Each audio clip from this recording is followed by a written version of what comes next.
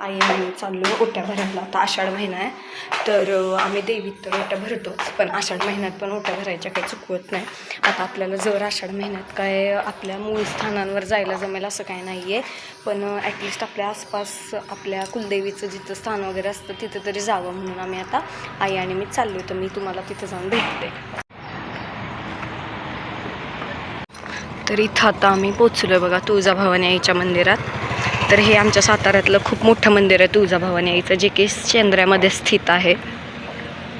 ह्याचा प्रिमायसेस पण बघा केवढा मोठा आहे, म्हणजे एकदम सुंदर केलं आहे. आणि इकडं पलीकडं एक कॉलेज आहे आर्ट्स आणि कॉमर्सचं ज्युनियर कॉलेज, ते पण मी तुम्हाला दाखवते जाताना.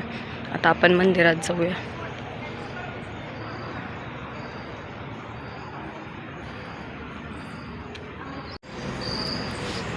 तर ही बघा तुळजाभवानी आईची मूर्ती किती सुंदर आहे.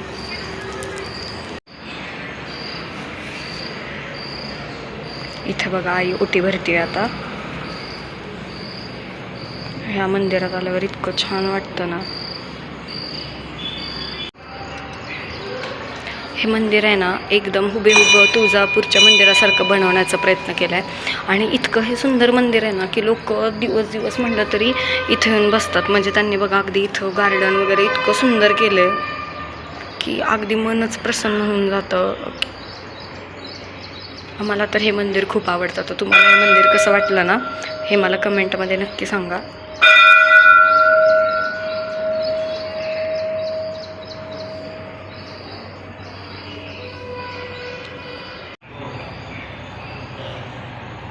हा बघा किती सुंदर आहे, असं मस्त गार्डन केले त्यांनी लोकांना बसायला वगैरे. ही एंट्रान्स आहे मंदिराची.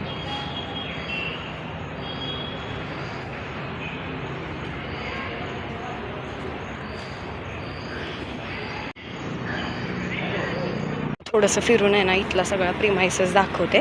जोपर्यंत आई इथं बसली आहे ना, आई मंदिरात बसले तोपर्यंत मी तुम्हाला थोडंसं बघा. इथं आहे ना जवळजवळ हा खूप मोठा एरिया आहे, असं नाही की हा फक्त मंदिरापुरता मर्यादित आहे. आजूबाजूला पूर्ण सगळ्या बाजूने अशी झाडं वगैरे लावली आहेत आणि गार्डनिंग केलं आहे. आणि नुसतं त्यांनी केलं पण नाही आहे, तेवढंच छान ते मेंटेन पण करतात सगळ्या गोष्टी. हे गार्डनच आहे. आणि या साईडला जरी तुम्ही बघितलं ना तर या साईडला पण पूर्ण सगळं गार्डनच आहे. इथं नुसतं तुम्ही दिवसातून थोडा वेळ जरी, आणि हे बघा मंदिर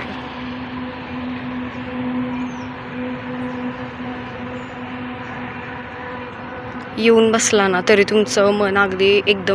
आता आपल्याला अजून बऱ्याच मंदिरांमध्ये जायचं आहे, तर मी तुम्हाला ते पण दाखवते की पुढचे पण ते पण खूप छान छान मंदिर आहेत. तर मी आज तुम्हाला सगळं दाखवणार आहे की आमच्या इथं किती छान छान मंदिर आहेत किंवा आम्ही कुठल्या इथं आत्ता फक्त थोडं ओल्लं झालं आहे खाली, पण तरी पण लोक बसले आहेत. कारण हे झाड बघा कसं वाकलं आहे. मध्ये जो खूप मोठा पाऊस झाला ना तेव्हा हे झाड वाकलं आहे. आणि ह्यांनी एवढं सुंदर हे मेंटेन केलं ना. इथं बघा ह्याच्या काकू आहेत ना, ह्या म्हणजे आठवड्याला वगैरे येऊन इथं कटिंग वगैरे होतं झाडांचं याचं सगळं. तर तुम्हाला हे मंदिर कसं वाटलं ना मला कमेंटमध्ये नक्की सांगा. हे तुळजाभवानी माताचं मंदिर आहे दिसते ना. तर त्याच्या पलीकडे आहे ना, म्हणजे अगदी ह्या रस्त्याला जोडून एक ज्युनियर कॉलेज आहे 11वी-12वीचं सायन्स आणि कॉमर्सचं. आणि हा जो पुढं हॉल दिसतो ना तुम्हाला, हा पण लग्नाचाच हॉल आहे. तर हा मंदिराचा हॉल आहे आणि खूप सुंदर आणि खूप मोठा हॉल आहे. त्याचं भाडं पण तेवढंच सुंदर आहे. म्हटलं हॉल खूप सुंदर आहे पण त्याचं भाडं पण तेवढंच सुंदर आहे. मला भेटते नेक्स्ट मंदिरात गेल्यावर. बाय. मंदिराचंच इथे एक ATM होतं, मग तिथून मी पैसे काढले कारण एक पार्सल येणार होतं म्हणून. आणि असं हायवेच्या रस्त्याने त्या मंदिराला जावं लागतं. मग हा रिटर्न जाताना मी एक शॉट घेतलेला. तर हायवे पण बघा किती छान दिसतोय. आम्ही साईडने सर्व्हिस रोडने गेलो कारण हायवेला कसं फार फास्ट गाड्या असतात, मग गाडी स्लो करून व्हिडिओ घेणं तेवढं पॉसिबल नाही आहे म्हणून. आणि म्हणजे त्यांनी खूप छान ठेवलं, म्हणजे झाडं वगैरे तोडली नाही आहे. दोन्ही साईडला झाडं आहेत, मध्ये पण हायवेच्या झाडं वगैरे लावली आहेत. त्यामुळं मला तर हे असं आहे ना फिरायला वगैरे फार आवडतं, म्हणजे की आपलं मन पण फ्रेश होतं आणि छान पण वाटतं. तर आता इथून आम्ही ना नेक्स्ट मंदिरात जाणार होतो. तर मग आम्ही नेक्स्ट मंदिरात गेलो. तर आता पुढचा ब्लॉग तुम्ही नक्की कंटिन्यू बघा. तर इथं आता आपण आलोय, नाही चालू आहे इंडिकेटर त्यांचं. इथं आपण आलोय आता जानाईमाळीच्या मंदिरात. हे जानाईमाळीचं मूळ मंदिर नाही आहे. ॲक्च्युली मूळ मंदिर आहे ना तर ते डोंगरावरती आहे, पण इथं पण खूप मोठी यात्रा भरते बरं का जानाईमाई देवीची.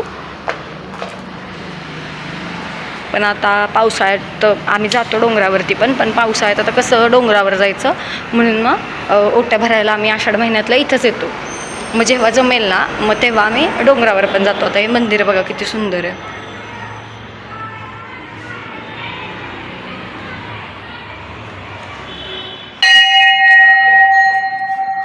मंदिर बघा किती सुंदर आहे. ह्या आहेत जानाईमाई आईच्या मूर्त्या.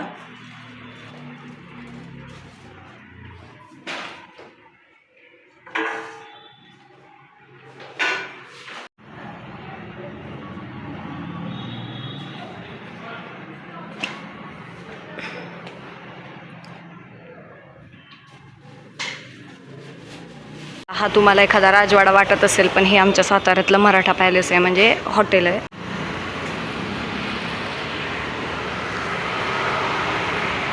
तर आता इथं आम्ही नेक्स्ट मंदिरात गेलेलो आणि हे मंदिर होतं ते महालक्ष्मी आईचं आणि त्याच्याचबरोबर मर्याई देवीचं मंदिर पण त्यांनी इथं केलं आहे. आणि हे मंदिर आत्ता आधी छोटं होतं, आत्ता त्यांनी जरा रिनोव्हेट वगैरे करून आहे ना फार सुंदर केलं आहे. आणि मंदिर बंद होतं कारण आम्हाला थोडा जायला लेटच झालेला, कारण आम्ही शेंद्र्याला जाऊन आलो त्यामुळं. पण इथं मूर्त्या बघा किती सुंदर आहेत मर्याई देवीची आणि महालक्ष्मी आईची. त्यांनी सजवले पण बघा किती सुंदर, अगदी म्हणजे खूप सुंदर मूर्त्या वाटत होत्या. त्यानंतर इथं बघा मी फेरी मारून आले आणि हे मंदिर आहे ना असं मेन रस्त्यावरतीच आहे, त्यामुळे इथं खूप गाड्यांचा वगैरे आवाज होता. तर आईने इथं ओटी वगैरे भरली, नैवेद्य ठेवला, कारण आता नैवेद्य पण सगळीकडे नेलेलं, मग नैवेद्य घेऊनच गेलो होतो आम्ही. मग त्यानंतर आईने नैवेद्य वगैरे दाखवलं, मग आता काय पर्याय नव्हता, मग ओटी इथं बाहेरच ठेवली. आणि आम्ही बघा घरातून जवळजवळ 11:30 निघलेलो, ते इथं आम्हाला 1 वाजलेला. म्हणजे कसे आमचे 2 तास गेलेच तिथं सगळ्या देव्यांना जाऊन येईस्तोपर्यंत. त्यानंतर आम्ही आलो घरी. आम्ही इथं नुकतंच घरात येऊन बसलेलो बघा, आणि मी तर खूप दमलेले गाडी चालवून. मग आम्ही ओटीचं सामान 4 दिवस आधीच आणून ठेवलेलं, का तर म्हटलं पाऊस उघडला की जाता येईल, कारण साताऱ्यात आहे ना खूप जास्त म्हणजे पाऊस होता. तर आज उघडला म्हणून आम्ही जाऊन आलो. तर आजच्यासाठी एवढंच. तर तुम्हाला आपला आजचा व्लॉग कसा वाटला हे मला नक्की सांगा, आणि आपण भेटूया नेक्स्ट व्लॉगमध्ये. बाय.